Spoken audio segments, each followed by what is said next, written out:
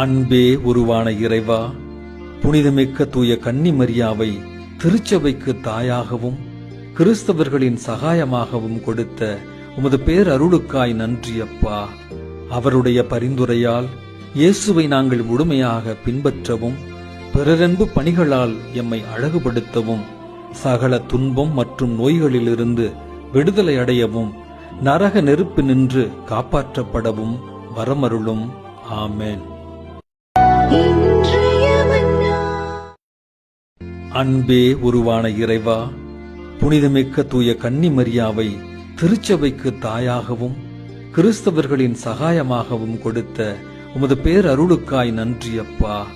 அவருடைய பரிந்துரையால் இயேசுவை நாங்கள் முழுமையாக பின்பற்றவும் பிறரன்பு பணிகளால் எம்மை அழகுபடுத்தவும் சகல துன்பம் மற்றும் நோய்களிலிருந்து விடுதலை அடையவும் நரக நெருப்பு நின்று காப்பாற்றப்படவும் வரமருளும்.